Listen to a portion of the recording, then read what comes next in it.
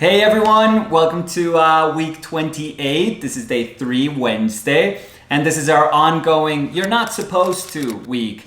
And we're concentrating on surfaces and priming this week, particularly on paper. We're not going to prime our paper. We're not going to prepare our paper to receive oil paint in any way. You're not supposed to do that, or that's what they tell you. So we're going to challenge that a little bit this week, and we're going to see what we gain when we decide not to prime our surface. So we'll see how that goes. Okay, let's get started. This is our ongoing You're Not Supposed to week. And throughout this week, we're just going to be concentrating on you're not supposed to paint on unprimed surfaces. I explained on Monday that you're not supposed to do this, or let's word this a little bit better. You're traditionally not supposed to do this because basically your surface is going to be affected by the composition of your paint, by whatever medium you're using. And by affecting, we mean that the fibers of the paper, particularly of paper, because that's the substrate we're using during this week, the fibers of your paper are going to suck in all these agents. They are going to suck in all the oil, all the heavy metals, and all the chemicals that you're using in your mediums and in your paint, and those are going to very quickly start degrading the fibers.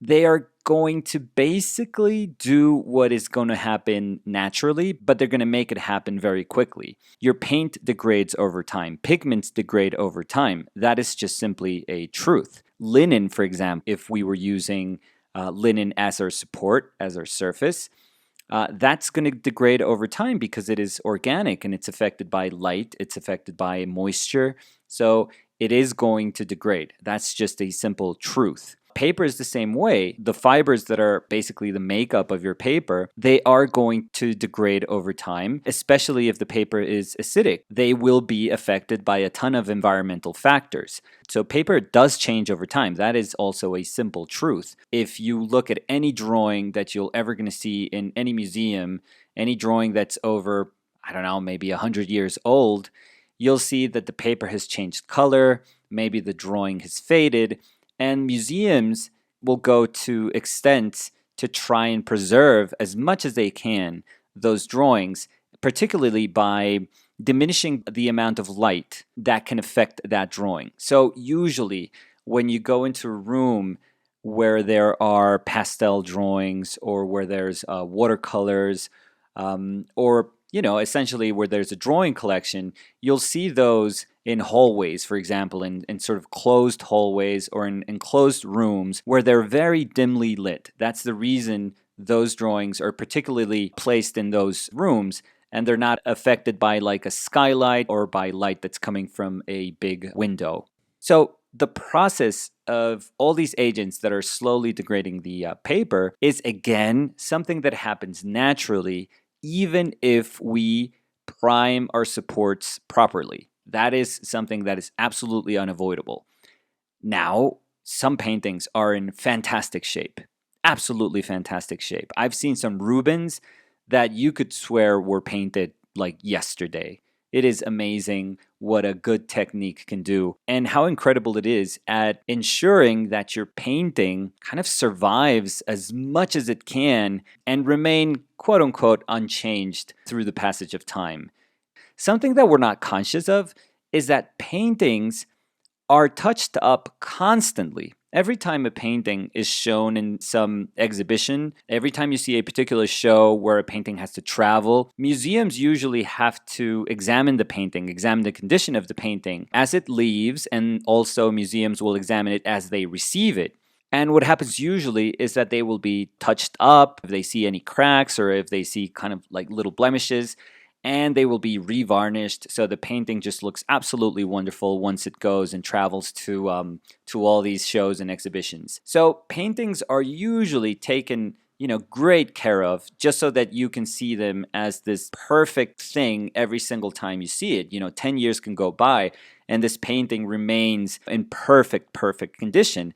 But again, that's because we sometimes are not aware of how much care is put into maintaining these paintings in just perfect shape. So, what we're doing during this week is kind of neglecting all of that, is saying, yeah, that is what we do, that is what we were taught to do to ensure that our paintings can be kind of frozen in time and just be this beautiful piece of art that will remain constant. The idea is that we can change, society can change, our beliefs can change, but this object remains constant, which is kind of strange because if we change, which is what happens, with our human species and has happened through hundreds of thousands of years, it is highly improbable, not to say impossible, that we're ever going to see the work of art with the same eyes that saw it when it was done originally. It remains monolithic. The object will remain absolutely static, but our understanding of it and our perception of it changes constantly. Newer generations are going to see things very differently from the manner in which we see art. It's very strange that we have this need to maintain this constant. It's an apparent constant in my eyes because we will never be able to just see it and perceive it and define it in one single way. That work of art is going to constantly reinvent itself with the passage of time. So it is a very, very strange thing. Now, some of my favorite works of art, I've talked about my top 5 paintings. And I've thought about it. I've thought about this, and I know this is, a little bit off topic, but here they are. It is for sure Rafta de Medusa by Géricault. It is the boy kind of laying in the grass by Fortuny. It is the right foot of Menzel. It is Hendrik bathing in the river by Rembrandt. And, the 5th painting, probably my favorite painting of all time, if I would have to say it, it's Goya's Dog. That painting to me just blows my mind. It is something that I don't think has a reason for existing. That's why I think it's the most amazing thing I've ever seen. And one of the coolest thing about that painting, and I've talked about it, is that painting kind of mutated. It transformed with time. The thing that we see, hanging at the El Prado, is not the same image that Goya painted in his house. It is not. It had to be retouched and it had to be almost reinterpreted. And one of the things that is most important about that painting is that it had to be edited. And because it was edited, it is now the thing that we see, and it became, dare I say, this is controversial, it became better than the thing that Goya painted. It became more open. It's almost like universal now. When he painted it, it was a painting that he did for himself to decorate his own house. He could care less. It was his wall, and we had to go through these insane efforts to try and take those paintings off the wall and just put him on a canvas, which is crazy to me. And that stuff to me is still like alchemy. I don't fully understand how they did that. But now it's a painting that belongs to, I don't know. Its weirdness is eternal. It's going to be eternally eerie and interpreted in so many ways. It is so open that it is amazing.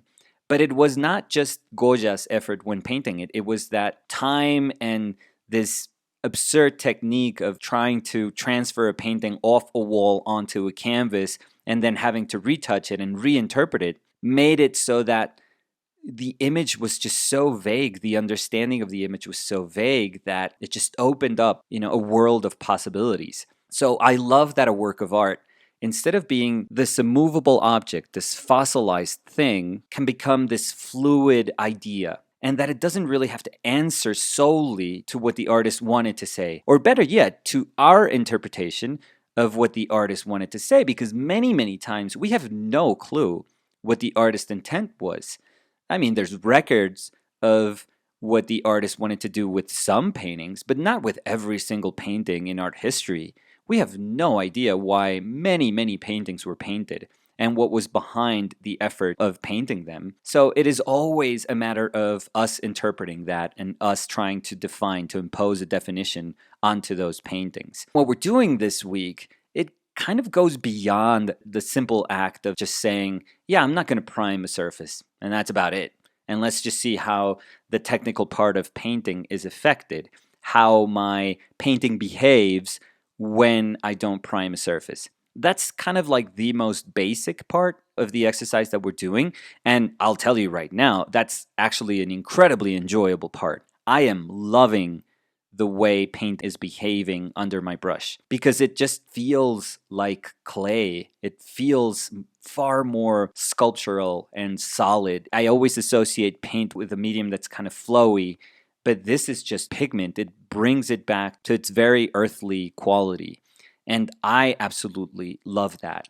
And there is a directness that I can't achieve anywhere else. I was thinking that maybe with highly absorbent grounds, maybe with a clay board, or maybe with just traditional gesso. I know I've painted not just like trying to do an egg tempera, but I've painted with oil paint on traditional gesso, and I know how it absorbs paint. I totally understand how paint feels when applied to those surfaces, those highly absorbent surfaces. But there's something about paper, there's something about fibers absorbing the oil and just separating it and just leaving this very kind of, again, mushy clay, massive paint in the surface that dries very, very quickly also. You know, it kind of lets you keep working on top and you can actually see your strokes underneath and you can build upon those strokes, which is crazy. So in that way, it kind of behaves like gouache, but it's a very mushy gouache. It's a far more sculptural gouache. And obviously, I suck at gouache. I tried to do a gouache painting the other week. Oh my God, I'm so far from understanding that medium. I really don't. But as soon as I started doing this exercise, I realized how much I love that quality of gouache. And it was showing, it was kind of, peeking its head when I was doing these paintings. Plus, there's a thing that also happens, and it's that colors actually almost transform. The intensity of your colors is gone. I mean, you can paint with a highly saturated color and just the paper is sucking so much of that oil. And oil is actually quite responsible for, the vibrancy in our paint many, many times. It's not solely the pigment. It's just that oil is such a wonderful, wonderful binder that it exhibits the pigment's quality just beautifully. Once you suck in all that oil, you're again stuck with the pigment, with the dirt. And, the value and the saturation that you painted initially, they are gone. They're really gone. And it feels like mud. It feels gray. Your contrast kind of disappears. So the value range just shortens a whole lot. And I thought about maybe kind of sealing, quote unquote, varnishing, quote unquote, these paintings that I did on paper. And I don't think I'm going to do that. I'm going to let them just be. I love this mud that is slowly, slowly getting to be like a little more opaque and again, a little bit less contrasty than what I had originally painted. The way it changes initially is very, very fast. And then it kind of diminishes its pace of transformation. Let's call it that. And I think it's going to very slowly settle into this gray image that has a limited value range. Everything that I'm describing could be like interpreted as, oh my God, that's terrible. That's absolutely horrible. Why would you want a painting to be something different than what you painted? But if you've heard me speak before, you'll know that everything that I just described is something that I absolutely love about painting. Gray, muddy, shortened value scale, less saturation, heavy body paint, mushy, clay-like, sculptural. That is my heaven. That is me. I've said it before. I don't care how many exercises I do and how different they are and how much they push me and how much I experiment. This week is me. We had to go through 7 months of our painted lives of our project to finally reach some paintings that I'm like, oh yeah, this is me. This is 100% me. This is how I would love to paint. We were talking about that in other weeks, like we should strive to be the painter that we want to be. We should actually kind of follow the steps to try and get closer to that idea of painter that we want to be. And this is what I want. This is exactly what I want. These are the exact paintings that I want. This is the feel of painting that I want. I don't care if other paintings that I do are nicer or prettier or people react better to them. That is something else. But if you ask me, if you ask my gut, my brain, my heart, my hands, my perception, my sensibility, oh, this is how I want to paint. Oh, for sure. No doubt in my mind that this is far closer to the painter that I want to be. And that may disappoint people. People could see, other stuff that I do that is far more controlled and far more sensitive, where I'm using a bigger range of hues, a nice saturation, nice contrast, and they say, "Oh my God, that is, wonderful painting." And I am grateful for all of that. But that is something that I can let myself paint like that. But if I want to answer to the honest artist that I want to be, then this is it. This is the path. It's like finally finding your way. It's like saying, I was lost and now this is my journey. This is it. And I don't know how this is going to change me. I know that I want to keep doing some maybe more weeks of this. I hope you guys understand, but at some point we have to be faithful and we have to answer back to something that is yelling at us, that is telling us, hey, this is important. This thing that is happening right now, this is important. So I want to try it with other subject matter. My kind of go-to, because that's me, is doing portraits and moments of the body. I just love human beings. I love people. And I'm trying to do that during this week. But I want to see how the surface and how my painting and my sensibility behaves with other subject matter. And we can kind of gauge how that goes in upcoming weeks. But I think I'm going to stick with this for a little bit. I honestly feel that this is important for me. Like, this is something that, I don't know, this is big. This is big for me.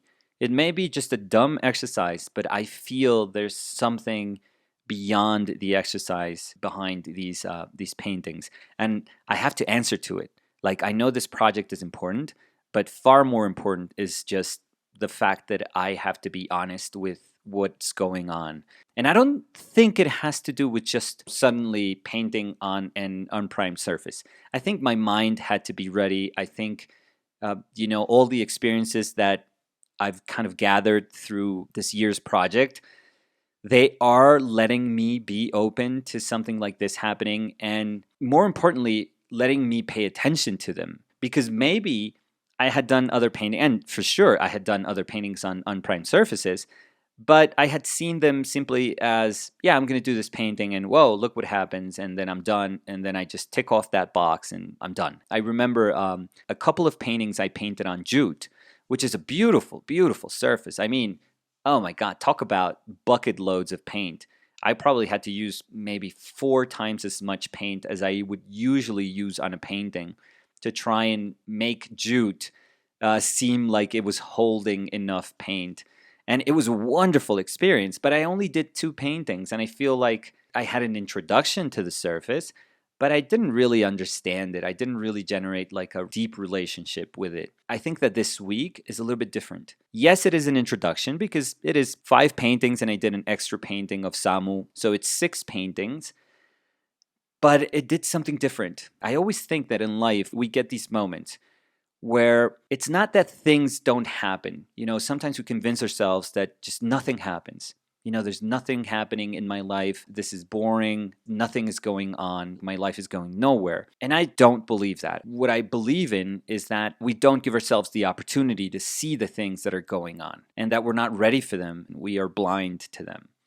And I think this is one of those cases where I am so open to trying to receive what painting wants to give back to me. I am so willing for painting to be a reciprocal exercise where I put my heart and soul into it and I know that it's going to give me something back. And I'm not forcing it out of, painting. I don't want to force this relationship, but I am patiently waiting for it to tell me, hey, there's something cool going on right here, and maybe you should pay attention to it. And I think that that's what's happening during this week. And for sure, I'm going to pay attention.